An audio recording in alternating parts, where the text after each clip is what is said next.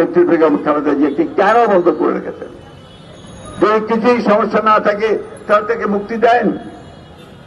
সেই দিকে তো আপনারা যাচ্ছেন না। এটাও বলেছি আমরা যে আমরা তো এই ক্ষমতায় যেতে চাই না, আমরা শুধু এখানে জনগণের যেটা চাওয়া, আমরা একটা অবাধ নিরপেক্ষ নির্বাচন চাই। সেই নির্বাচনের ব্যবস্থা করেন, তাহলে তো কোনো সমস্যা থাকবে না। যারা আসবে আমরা তাদেরকে বরণ করে নেব, ফুলের মালা দেব, কিন্তু আপনারা শুধুমাত্র আপনাদেরকে রাখার জন্য সমস্ত নির্বাচনী ব্যবস্থাকে দখল করে নেবেন। সাধারণ মানুষের কথা একবার চিন্তা করবেন না, সেটা আমরা আপনাদের দেব না। আমাকে অনেকে বলেন আপনারা শুধু ওই বেগম খালেদা জিয়ার মুক্তির জন্যই আন্দোলন করেন নাকি?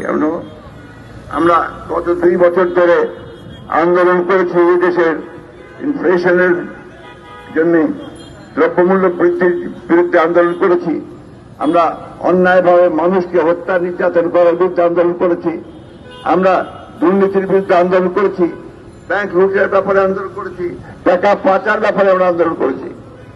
আমরা এখন দেশনেত্রী বেগম খালেদা জিয়ার মুক্তির জন্য যে আন্দোলন করছি, এটা সম্পূর্ণভাবে সামগ্রিক আন্দোলনের সঙ্গে অত্যন্ত গুরুত্বপূর্ণ একটা আন্দোলন।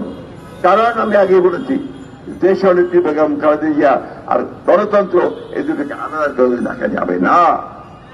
তাই বন্ধুগণ, বক্তব্য দীর্ঘ করতে চাই না, আসলে এইটুকু বলতে চাই, আজকে দেশ অত্যন্ত বিপদে পড়েছে। দেশনেত্রী বেগম খালেদা জিয়ার নির্দেশ আছে, আমাদের দলের প্রতিষ্ঠাতা শহীদ প্রেসিডেন্ট জিয়া রহমান যে কারণে যুদ্ধ শুরু করেছিলেন, যে কারণে তিনি আত্মাহুতি দিয়েছেন, সেটা হচ্ছে এই দেশের জন্য, দেশের স্বাধীনতা সার্বভৌমত্বের জন্য। আমাদের ভারপ্রাপ্ত চেয়ারম্যান তিনি আজকে সুদূরে আছেন, তিনি সেইখান থেকে দিন রাত পরিশ্রম করছেন এই দলকে, মানুষকে সংগঠিত করে এই ভয়াবহ ফ্যাসিস্ট শক্তি তাকে সরিয়ে জনগণের শাসন প্রতিষ্ঠা করার জন্য। এর কোন বিকল্প আমাদের হাতে নেই।